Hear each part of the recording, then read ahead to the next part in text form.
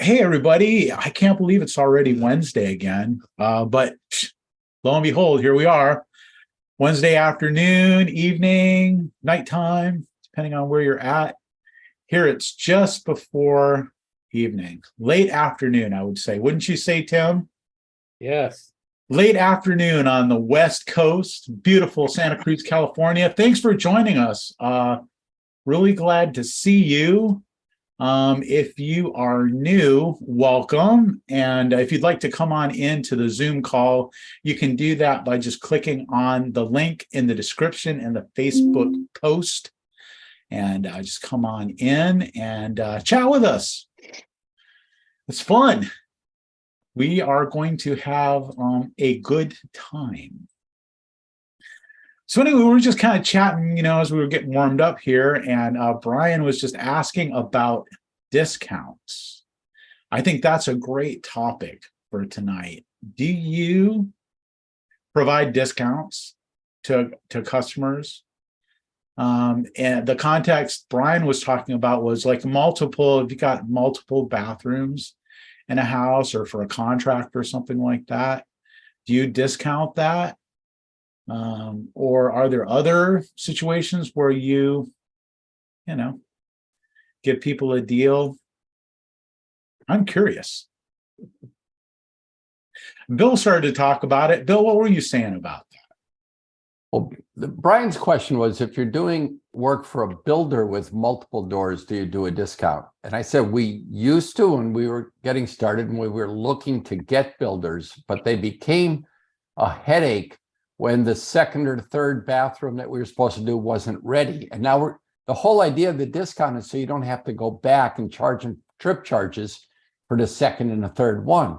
But it ends up you're going back anyhow. And it's very difficult to then increase their price because they didn't fulfill their end of the contract by having everything ready. So it became where it was intended to be a good thing for the builder and entice him to give you the whole job. It ended up being actually detrimental because now you got to go back to the guy and say, hey, because it wasn't ready, I can't give you that discount. And then they think you're stiffing them. It just wasn't worth it. So we stopped doing that. Now it's a different story if you're doing a homeowner and you're there to sell them a shower door and then say, hey, if you want to do a second one, because you're not dealing with the tile guy at that point. You're only talking about removals of an existing door. And then if there's a problem, then it's more on you if you're not doing the removal properly and you're yanking out tile during that removal. So the short answer to the question is what Brian asked was about builders. I would say not necessarily on builders. Now, keep in mind, they're getting a discount in a different way also. Is when you originally bid their price, you're getting a builder price. The second thing is you're generally giving them terms and they're paying you 30, 45 days. Now, a couple of years ago, that didn't matter, but now you can actually start getting interest on your money again. So like they say, time is money. Turning that money over quick is very important. So they are getting a discount by paying in 30 or 45 days. And to some builders, that's even good. They go 60 to 70 days. Mm-hmm. So explain what you mean by you use the term builder price. Yes. So when you're originally quoting a contractor for multiple showers in a house and you're giving them a quote unquote builder price, that's essentially a discounted price. Yeah, or am I understanding that incorrectly? No, you're understanding it right. I mean, this is a builder that's giving you multiple jobs over the course of a period of time, and you're going to get special pricing for that. Now, that comes as a two-way street. They should have things ready for you. When you make a relationship with a builder, they should know that the tile should be set and ready when you're ready to measure. They shouldn't have you out there when it's still studs, because obviously that doesn't do you any good. And they shouldn't have you out there just because the wall or the field tile is in place and they're going to guess that the threshold is level or pitched properly, or, if you have a notch panel in line or something and you want to verify the elevation for the notch. Those builders should know what you need. And for that, and giving you multiple jobs that you can fit into your schedule, because most builders, you can be flexible there. When you're dealing with homeowners, you have to be on a more rigid schedule, at least you should be. So yes, I would give a builder a discount, and I would give them discounted pricing because they're giving us a lot of work over the year or multiple years. So yes, they do Right. get a discount. Same So thing my- with designers and other people that feed you constantly business. Yeah, like my particular case, the reason for me bringing this up as a question this evening was that I went and looked at a few showers for a builder, custom home builder, but it's the first time that he and I will potentially be working together. So based on a good relationship, me kind of holding up my end of the bargain and you know, one hand washing the other, it could be an ongoing relationship. But at this current point in time, there's no relationship developed. So I could go in and give him, you know, better pricing and better service to get my foot in the door. And it could theoretically be a one-off, and I may never ever hear from this guy again. But you don't know. You never know. So the problem that I see, Brian, and I understand where you're coming from, and I'm talking from experience because I did the same thing. Sure. I found out it was better giving him a discount after his third house and say, I will look at houses 1 and 2 and give you that discount on the third house. Let's build that relationship. I want you to be happy with me. I want to be happy with you, your staff, your process. If it all works out, yes, but let's get our feet wet. I'm going to be very fair with you. I'm going to be very competitive in pricing, but I think I'm going to excel at service and quality. And I'm hoping that that's what you want. I'll also be there when there's a service and a warranty call from your customer. I'm not that sub that you're going to have to go chase down and go fix a problem. And I think that's important. I find out that that's most important to these guys. Pulling your hair out, chasing warranty work is terrible. So when they get a sub that responds to that, that's important to them. Very important. Right. Stand behind your product and your service. Yeah. You know, do the installation so that they can close without having money withheld, and then respond to any service or punch list items. That's very important. Okay. I wouldn't discount yourself too early, because once they know you give it away, they're going to beat you up for more and more and more. It's a tailspin for you. Right. Right. The other thing Brian, that we do that you can, oh, go ahead. No, go ahead, Christina.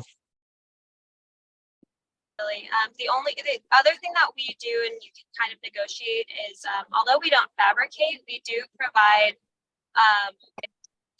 priority scheduling for our contractors and priority order placement. So our purchasing manager always places contractor orders first ahead of homeowners, and always schedules contractors first. And so that's a negotiating chip as well, especially when you're just building that relationship. And what you're talking about, your pricing is the same, or your pricing is reduced as well as the service end of it, right? A higher level of service, for Good sure. question. So very similar to what Bill said, we typically don't start discounting a contractor until we build a relationship or know that we have a couple of jobs with them.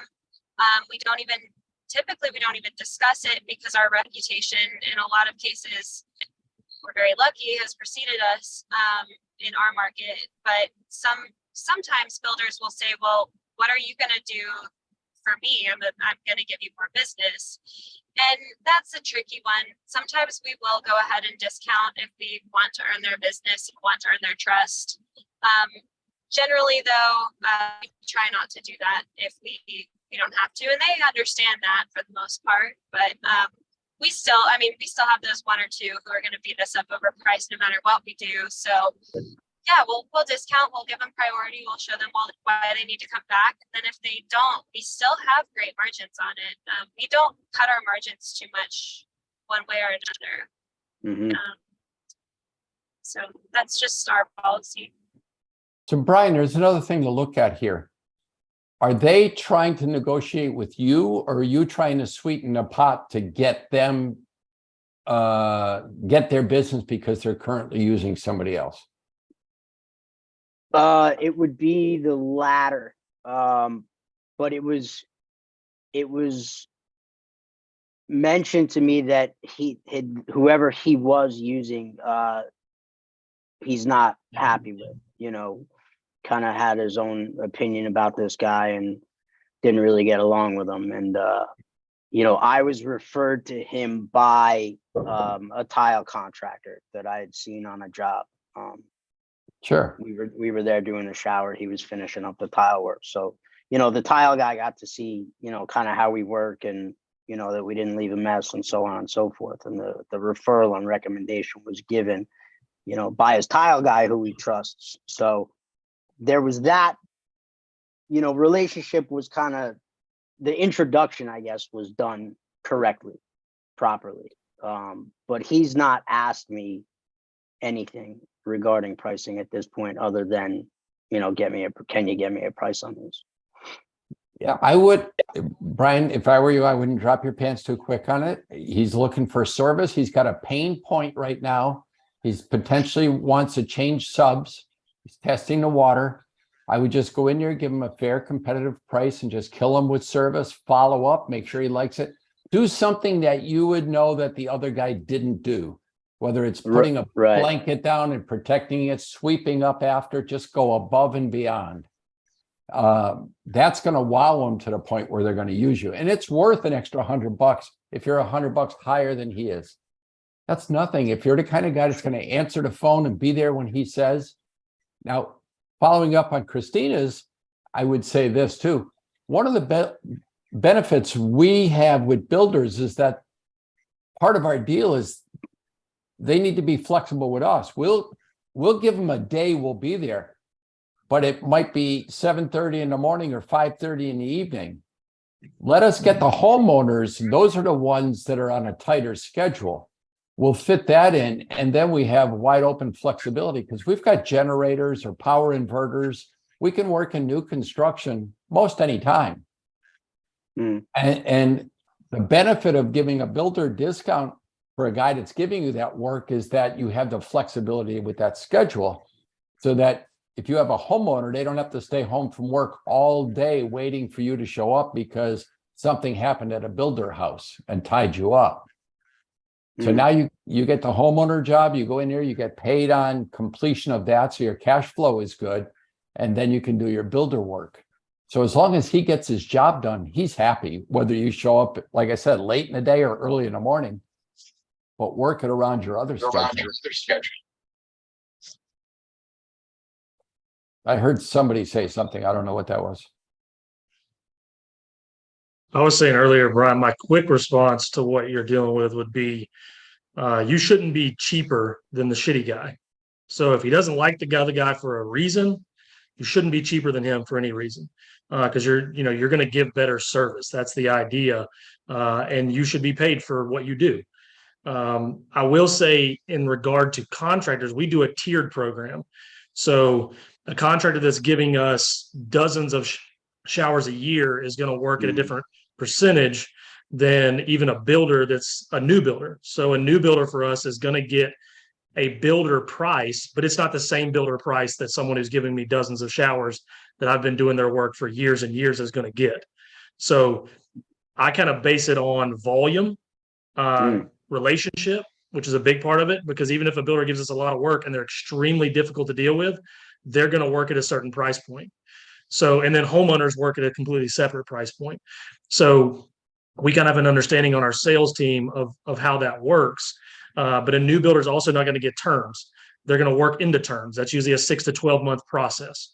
So they're going to pay deposits up front. I base it on so we do it different than other people in our area do it, and we do it better in my opinion. So we should be paid for that service. And if you believe that you give a different type of service, then there's value in that. And they have to believe in kind of, giving you some time to prove themselves. But it looks like you're filling a pain point for him. So I wouldn't shoot myself in the knees to get rid of the guy he's already mad at, as long as you give good service. And I think you probably would. So you're not going to go out and overcharge, market. So Mm-hmm.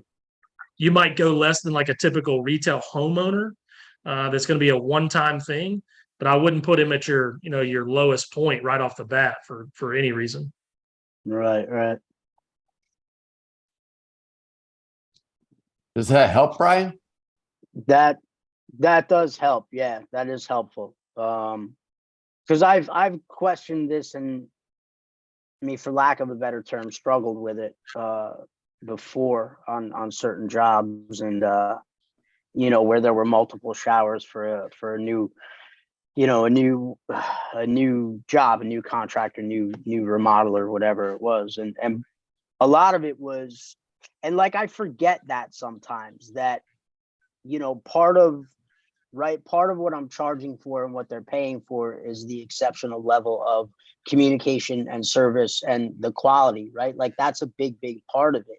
And I forget that sometimes. Like I separate that from the product itself sometimes, and I don't sell one or the other. I sell them together as a package deal, and I have to remember that, and not that I doubt myself, but I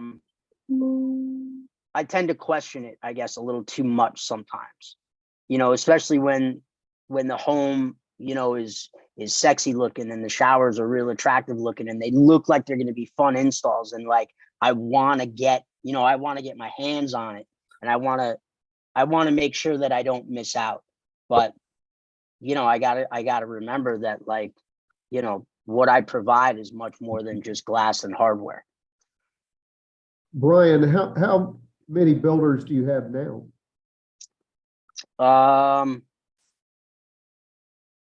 Not too many regulars, a handful. Most of them are remodelers and do renovations. They're not, full home builders. I would say 4 that give me pretty constant work throughout the year. Maybe another 2 that it's kind of like a shower here or a shower there, or they'll go through little spurts where for 2 months they'll do 6 bathrooms or so, and then it'll go another 4 months, 5 months, and they don't do any. So the ebb and flow of that. But That's pretty much the same for us. Now, strategically, I'm thinking that we want to probably get a few more builders to get a little more volume, be diversified with our customer base. It used to be all builders way back before the recession when I used to work for another company. But I certainly do like having that diversification. Definitely like the cash flow with homeowners and the communication with homeowners, because when they say all the tile and everything's ready, generally it is. With the builder, you never ever really know. But I'm with Bill. I feel like it does help with the scheduling, which is another motivation for me to get a few builders in. I think we're at the point where strategically it makes sense. If the guy does have a pain point, let's say you're a little high, you might express that, and just gives you an opportunity to sell him a little bit on your service. And if he's not really budgeted to move forward, you can always come down, but you can't go back up, as they always say, Mm-hmm. So you do want to start as high as you can. But I think he'll probably work with you. So. Well, and another thing that Brian, another key question to ask: Do you know the numbers where you want to be on the back end when you complete a shower? Like, have you sat down and figured out like break even numbers and kind of stuff we've talked about the last few months? That's a key point of it too, because if you're selling a shower at a point that makes you uncomfortable, then you shouldn't be selling that shower. So that's a key part of it too, is you've got to know what numbers you feel comfortable at, that also aren't going to hurt you later on. But knowing the number of where to be is a key part of it too. Mhm. All right, so that's a good topic right there, a good segue into, because I was thinking earlier on, how much less would you say a builder should pay than a homeowner, percentage-wise? 5%, 8%? 10%. 10%? My number's 10. And when it comes to the numbers too, we base all of our numbers on contractors, so builders and remodelers. And then homeowners pay. It's not like builders get a discount. In that case, I really feel like homeowners get an upcharge. However you I look at it. kind of have the opposite feeling as some of you guys have expressed. Homeowners, I think, are a pain in the butt. Come on now. That's right. I get used to my contractors. We're 75% contractors and builders. And, they call up and they say, here's my next house, here's my schedule. Do the usual. Send me a quote, whatever. We're good.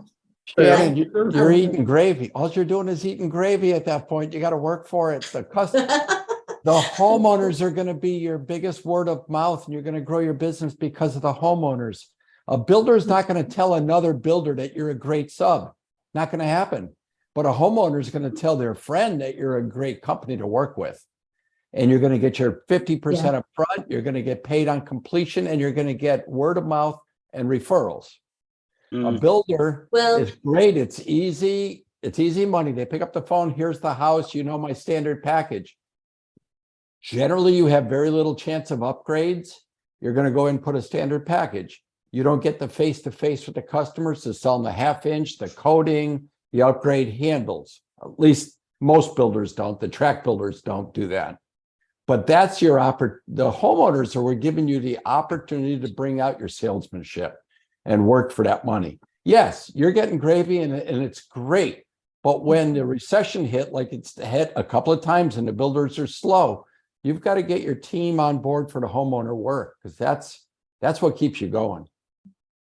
We have one builder when it comes to new construction. Well, no, we have more than one. We have one builder that is our biggest builder. We have a couple of others that, kind of like someone else was saying, they build like 3 homes a year. They're really high-end builders, so we see them like 3 times a year. Otherwise, it's remodelers. And in a lot of cases, we are still talking to the customer about what they want. There's still some access to the customer there. And with the builders, I like to go to NARI and HBA and NKBA, and I go to all those meetings, and we're in the tour of remodeled homes in the Street of Dreams, and it's like, and then I put the contractors on our website in the gallery, and I have contractors going, when are you going to put me up? Well, give me a good picture. So I do try to, work them so that they know so-and-so is using me, and they see that, oh, well, I should too. So I don't know. Are definitely an untapped potential for us, and someday I'll go after them. Well, now talking about this, okay, so margins, what gross percentage profit margin are homeowners, and then what would you say the gross percentage profit margin is for a contractor? And define contract, let's say somebody does 1 or 2 a month average. You ask anybody specific or the group in general? Whoever wants to speak up. How about you, Bill? Every one of us has different margins we go by because our costs are different. Mine's different because I'm making my own glass. Therefore, even if I told you, Brad, that a 70% margin, what does that work out to in real numbers? Because it's 70% margin of what, right? So you still have to understand what your costs are. So if you're going out and buying portals, hardware, and using 1/2-inch glass, and you want to stay at a 70% margin, which is pretty much rule of thumb, I would say, in our industry, a gross margin of 70%, then you may sell at 68, 67% to your builders, right? So they're getting a discount down. Like when we do that, generally the builders will get a percentage down, but it's on the base price of the door. So if they then want 1/2-inch and coating and this and that, there's not a discount on that. It's on your basic package. Okay. So then when I look at the whole number, it's not 10% like Shannon gives. It might end up being 5% of the total number. It might be 6%. But take your sales at the end of the month and mix it up, your homeowners and your builders, and see where your margin is. So that's when Billy's saying, are you getting uncomfortable? If you're going down to 60% margin to get a builder, you're in the uncomfortable range where you're basically working without making much profit for yourself, unless your operating costs are so far low that you can do that. So you had, the rest of the formula is getting to your net profit at the end after all of your expenses. And every single one of us has different operating costs, whether it's your labor, your insurance, whatever it is, it's different for everybody. At the end of the day, it'd be nice. Some guys are running on 20% net profit at the end of the year. Some are at 30, some are at 10. But again, it's 10% of what number? Are you doing 50 million in sales? Are you doing 10 million in sales? Are you doing 1 million in sales? Now you put the percentage to it. Now you're getting real numbers. So throwing percentages out there is not a perfect answer. Yeah, it's a guide and it could get you close, but it's not a perfect answer. All right. Well, yeah. So you're vertically integrated, but most of us here aren't. That's correct. So I might not be the perfect one to ask your particular question to because of the costs are different, right? Even that Well, and I think that's a discussion. really good point. Go ahead, Go ahead. Christina. I think that's a really good point. At a certain point, though, I think we're just looking for the relationship between homeowner, remodeling contractor, and commercial builder. I think those are the numbers we're looking for. No matter what numbers we're talking about, what percentage discount or types of discounts are you all giving to a remodeling contractor who might give you 6 shower doors a month versus a custom who might give you 1 every 2 months, but it's a huge job, maybe $20,000 job, or whatever a big job for your market is. What are those relationships for you all, do you think? Well, Christina, think about this too. You could be asking me, prices in Florida are probably not the same as in Georgia and North Carolina or in California, right? A 3/8 door and panel we may sell for $1,200. Somebody else is getting $1,600, $1,700, $1,800. Now you start applying your percentages there and you're coming up with different numbers all over the place.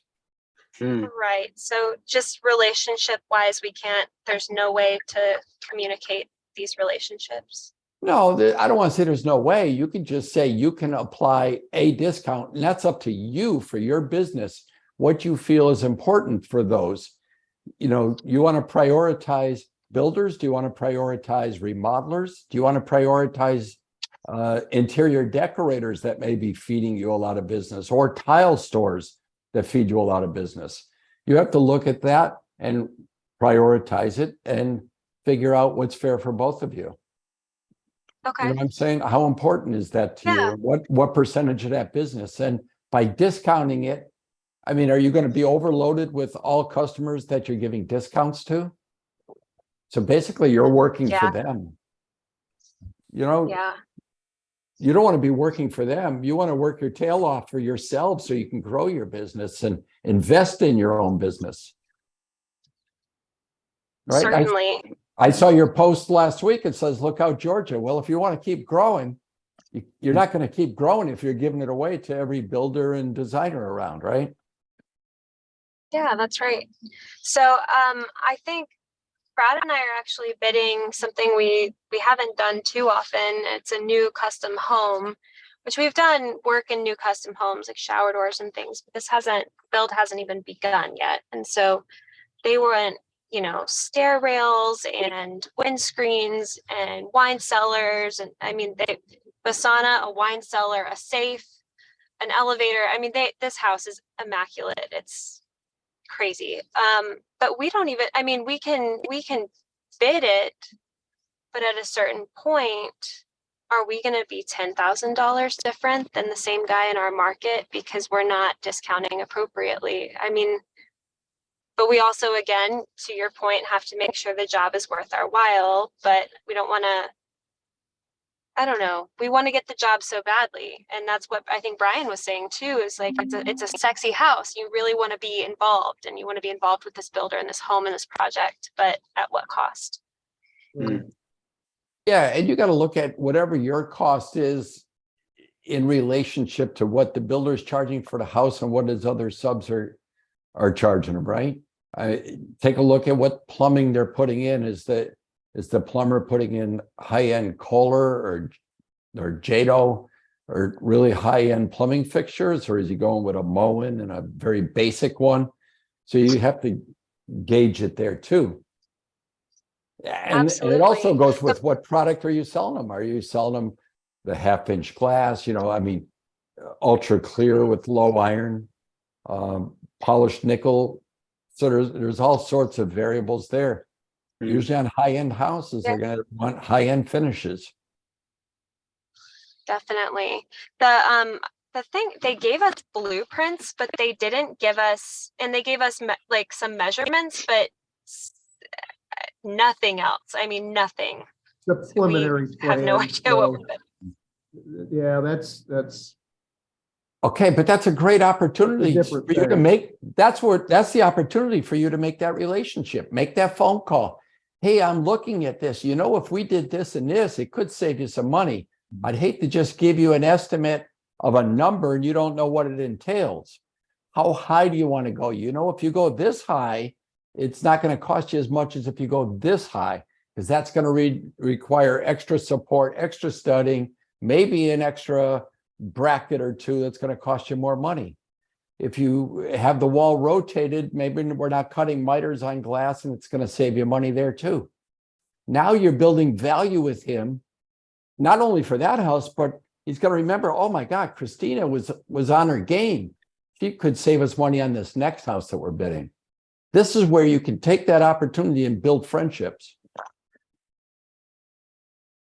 See, I love it when they give us incomplete plans. I used to get very frustrated, very. Like, oh, come on, I got these plans and you want a number and you don't even know what you want it for. But once you start calling, basically you're educating them on your business. And now they're knowing that you know your stuff. I think that's really important. Use that to your advantage. The obstacle is the way. Okay.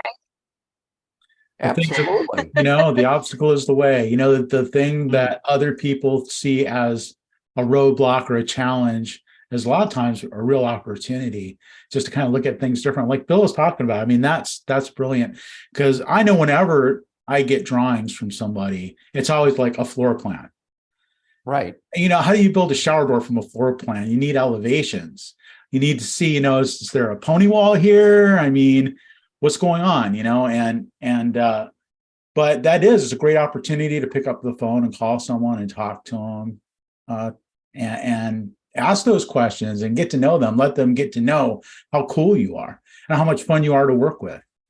Hey, if a person has a choice whether to work with someone who's nice, knowledgeable, and easygoing and friendly, or someone who's just a stick in the mud, I mean, who do you think they're going to pick, even if your price is a little higher? You think about it, Christina, they're going to send that out to 4 or 5 glass shops to get a price, possibly.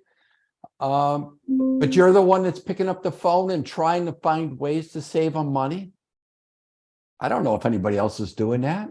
Right off the bat, you're at the top of the mind. So even if you don't get that job, you may get the next one. And I don't know how many times I've seen it where that purchasing agent leaves that builder and now works for another builder, and you're picking up more business in the future. These guys, I see job foremen leave all the time. There's so many builders around here. I just saw him at one shop. Now he's working for another guy. And a lot of them like to bring their subs with them because they're used to working with them.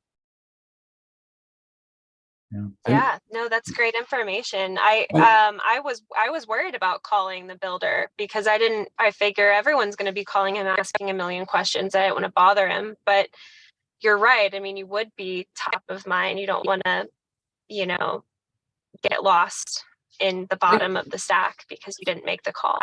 Think about it. You are so tech savvy. They could send you the plans and you could turn around and give them the inspirational photos. Here, take a look at this one we just did. Is this what you're looking for? Or you could do it this way and you could show it to them. Now they're seeing pictures of the work being done, and that just embeds it right in here. Christina went out of her way to send me this. And basically you're educating him so he can speak, he or her can speak more intelligently to their customer. Yeah, they've got a lot on their mind. I think- I mean, if you can offer some suggestions, you're helping them a lot. And that idea of, they're of thinking someone's getting inundated with calls, that's what everybody else is thinking, same thing. And nobody's calling is what's really happening. So yeah, a lot of people are thinking that builders are just numbers guys, and no, they've got some humanity behind it, believe it or not, and they have personal relationships that they build. And I got to tell you, I just had work done at my house, and there's guys that their price was cheap. I would never, ever have them back again after the way they work. And I will go out of my way to get somebody that will do a good job, and I'll pay them more for it. I will.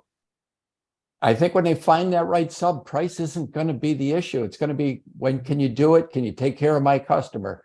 Then they put it off and go on to their next job, and they know that they're in good hands with you to take care of their customer. No, I'll get a set of plans from online from a contractor, and I'll look at it, and I'll pick the pages and put it on a thumb drive and go over to Staples and get a couple pages printed out so I can figure at least something for it. at least to look at it, huh? Yeah, because it's hard to put your scale on the screen. Yeah. Yeah, it's a lot. Yeah, it's a lot different looking at it on a piece of paper than it is on a. It doesn't cost that much to get a couple pages printed out. Yeah, but Tim, if Christina turns around and sends them a digital image of one that they've already done, because I think all of us have a pretty good digital library of jobs that we've done, and probably have them organized between door and panel, etc. And I know if you're using a Mac, you can easily flip the picture, so it doesn't matter if it's hinged left or right. You just flip the picture, and there's the orientation.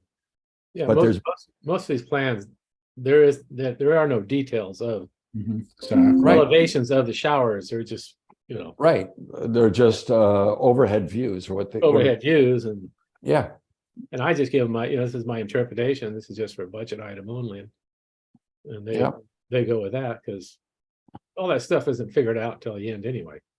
Hey, we take the opportunity to meet the purchasers, whether we go to their office or just make that phone call or do a FaceTime phone call.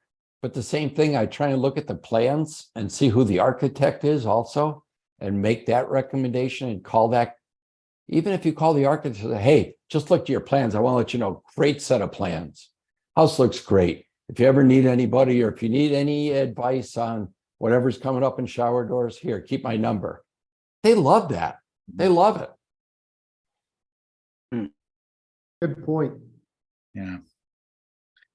Yeah, when it comes to pricing too, that's something that we all agonize over, right? And it takes a long time for us to develop our pricing system.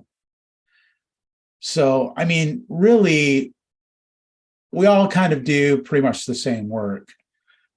But in order to compete in the marketplace, you have to be able to bid jobs accurately, right? And so that's something you put a lot of work in. That's something that's very valuable to you. So think about that whenever somebody asks you for a discount. Wow, we put a lot of work, a lot of thought, a lot of energy, a lot of experience, a lot of, blood, sweat, and tears, mistakes, you name it, has gone into our current system of pricing, and taking everything into account. Now you want me to mess with that? You want me to like cut that open and start, messing around? It's like, if you're going to give a discount, in my opinion, I think it should be something that's really well thought out, that you have a plan for.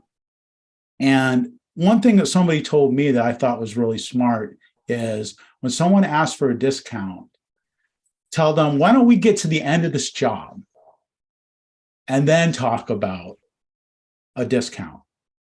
Because I mean, if you offer a discount in the beginning, and then like Bill's saying, you go to the job, they haven't made it easy for you to get in there. They've called you out, told you it was ready. You go out to measure and it's not ready. They don't move any of the stuff out of the way. Your guys have to move all the stuff. You got to move the toilet out of the shower, right? So that you can work in there. That's never happened to you, I'm sure. And then you get to the end of all of that and it's like, okay, now where's my discount? Right. Or, and they don't schedule it and the guys are paving the driveway, so you're parking a block away. Yeah. It just goes on and on. The painter's got the tarps up, or they're spraying the walls, and it's all plastic. Or you got to carry it up a second floor and there's no stairs because it's just a spline, and they think that that's safe. It just goes on and on and on. Yeah. I mean, I'm not saying don't give a discount. I mean, it's like, I don't. It's got to be. I'm not telling you not to. That's right. But if you're going to make it really thoughtful, have a plan, because like I say, I mean, you put a lot of work into figuring out how to bid jobs. It's a big deal. Not everybody can do that. That's where people fail, really. It is in that stage, So if you're able to accurately bid jobs and get done on budget and make money, congratulations, you've accomplished something huge. That's the truth. Sure. I know what Brian was getting at when he first asked that question, and it's a very valid question. I think all of us have thought about that same thing when you're startup and you're trying to entice new builders. But there's a trap that gets set there, and sometimes it's very hard to get out of. It really is. And it's something that we don't want to go down. I've been down it, Brian. Believe me, that's why I can talk so freely over it. I think of the better tactic is to show them the value in your work, your consistency, your reliability, the fact that you'll be there for a callback. Those are really immeasurable. How important that is to a builder. I have one more thing to point out. I know that there's a couple competitors we have that are kind of lower priced. And I always kind of think, especially the small guy in a truck, right? And I always think, I would rather make an extra $150 per shower door that I do, or at least an extra $100 more than what most guys get. Because I'd rather make more money per door or more money per day. You want to maximize. I like the way you're thinking. Yeah, so it's kind of a numbers game. If this builder wasn't to work out for you, go to another one. You just keep quoting, and you get them. And to everybody's point, do the best you can on service, and you'll be successful. And actually, even if you don't get this particular next job for this builder, doesn't mean he won't try you on maybe his next house. Just follow up. So yeah, in their head, Brian, you're spot on there, because in their head, they're gonna, if something goes wrong on this house that you don't get, they're gonna say to themselves, geez, I should have spent that extra $100 with the other guy. The guy seemed loyal, he was there, he was honest with me, he wasn't playing any games. It happens all the time. Every time you go out and buy anything, and you think you did a better job buying it cheaper, you end up finding out, geez, maybe I should have spent that little bit more and I would have got that. Now, there's no guarantee you would have got that, but in your mind, you're saying that to yourself, right? Yeah, you don't always get what you pay for. You don't always do. No, But you rarely get what you don't pay for. you're exactly right, Chris. That's exactly right. Yeah. So, Brian, at this point, if you don't get it, let's say you quote it and he doesn't give you or award you this one particular house, you might get the next house. Mm-hmm. So, Brian, you're such a good salesman. All you got to do is say, hey, don't let the word free in Freedom Glass get you start thinking the wrong way here. yeah, right. You should use that as your opening line. Get the elephant out of the room right away. Love it. So commenting then questions. So first off, the comment, I mean, we tend to be higher than everyone else in our market. And people ask all the time, you know, do you price match and things like that? And it's like, no, I think, you know, we're a little higher. That allows us to be a little better and you know, improve. And you know, that's all there for a reason. They usually, after they end up asking for a price match, and they'll try and beat me up a little bit. And then when they realize I'm not going to budge, then they say, okay, I'm ready to place the order. But so first, that comment, I think that it's important to not be the lowest price in your area. That's the last thing that I would want, is to be the low cost leader. But the question to all of you, has anyone found a good way of finding out some comparison pricing? I mean, every time someone says, hey, I got another quote from someone else, I try and get a copy of it. But anyone else find any good ways of seeing where you sit in your market? I actually today I impersonated a homeowner that just did 2 bathroom remodels, and I drew up a sketch and I sent it to a couple guys in a couple shops in the area to see, you know, where they come in at, so I can compare kind of where I'm coming at. I always ask the customers, if I don't get the job, I always ask. People are usually pretty open and free with providing me the information. That being said, I've come in higher on a couple of jobs, and I've still gotten it based on communication and service and being thorough and explaining what it is I'm giving to them and stuff like that. So even being the higher guy doesn't always kind of kick me out of the game. Yeah. Rarely kicks me out of the game.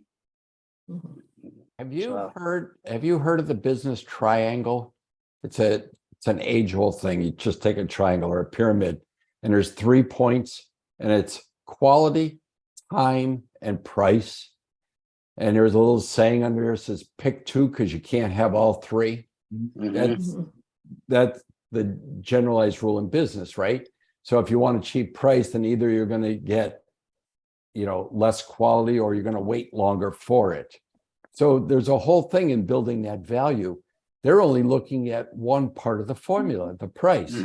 So when Shannon says they want you to match price, you could come back and says, well, are they going to match quality? I mean, are they going to match my quality? Are they going to match my turnaround price? Are they going to match my confidence level that you have in me and that I can do for you? I mean, wow, that's a good saying, man. Are they going to match my quality? Right. If I have to match their price, are they going to match my quality? And I've used that. I heard it here and I've used it. It's true. Or are they going to match our turnaround time? Or are they going to match our service attentiveness to your needs? Tell me that. And why are you talking it offers to me? the opportunity for thought, right? Because a regular homeowner isn't really considering that until you bring it to their attention, to the forefront. And then the question becomes like, oh, wow, I never really considered that. I don't think they do. And I've said that to people, like, listen, if you're shopping on cost alone, like I'm not the lowest guy, but you know, if quality and communication and, you know, value has, any meaning in this, then, you're calling the right company. So, you'll be taken care of the way you deserve. You know how many people say, oh, you can say that because you make your own glass, so you keep your cost down. And I say, no, the reason we're making our own glass is so that we can control the time and the quality. That's a bigger issue than the price. I could have continued buying from Coral, and their price was fair and reasonable. But the fact that I can control quality and turnaround time adds much more value to those builders that call you at the last minute when they're ready to have the closing. Oh, I need a shower door. And then they're screaming at you and you're waiting 2 weeks for your supplier to deliver.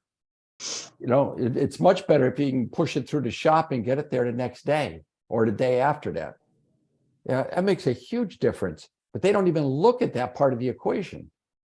And you have to make people aware that there's more things than just price. There's much more. When we first started our fabrication plant, there was a competitor that goes after all the track homes, and he can have them. So he's the master of the track home.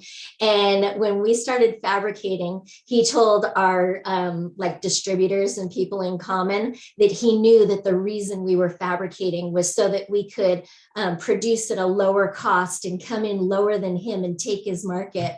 And I'm like, you guys go tell him he's got it. It's his. It's all his It's forever. safe, huh? Man. Tell him stay in that world. And I'll tell you what, as his receivables start, when the builders slow down, his receivables are going to build and build and build. And if he's doing their business on low margins, it's going to catch up to him. And he's going to become their bank. And a small business, he can't be their bank. Very, very difficult. We kind of weigh how much of the track builders that we do and will handle and that we can be the bank based on that. Yeah, it's a good formula to look at. How much of your business is generating cash flow very quickly and how much of it is over time? Now, again, a few months ago, the overtime wasn't as big a deal because whether the money's sitting in their bank account owing it to you or in your bank account, you weren't making any money on it. Times have changed. The Fed's increased the rate again today. So if you got money sitting in the bank, you're actually starting to make some significant money on your cash, where before you might as well put it into inventory because that's how you turn your inventory into cash. But now that you got some cash and you can store it, you're actually making money on it. So now your receivables are important to get collected. And when you're doing track home builders and they're paying you in 120 days, it racks up really quickly and you're becoming their banker. Or those retainages that maybe you never see. Yeah, they drag on for a year or so on big projects. Yeah, some small guys just can't handle that. That's would be a great topic for another time because I would like to start bidding some bigger projects to have that diversification in my customer base. But the retainage thing, that just blows my mind. And we can talk about that another time because we're going to run out. But and then how to bid some of that stuff. I'd like to pick your brains on this, Bill, or anybody else that is in the group. Yeah, 10 on every billing cycle. Yeah, and now when the economy crashed in the recession, this guy I know, he ended up absorbing a lot of the tract home builders. And he, because they needed somebody who could fill the void because everybody was going out of business or weren't. And he's in the flooring and mostly the flooring business, but he made a deal with the volume builder and said, hey, I'm not going to allow these long receivables. I want to get paid. Like, I think he was saying 2 weeks, but he made an agreement and has one person that oversees that to make sure they're not falling behind and on the agreement. But he said, we have to make money. I'm willing to give you really good pricing, willing to do all these things, but I need to have my money in a timely fashion. So I don't know if anybody here in the group has anything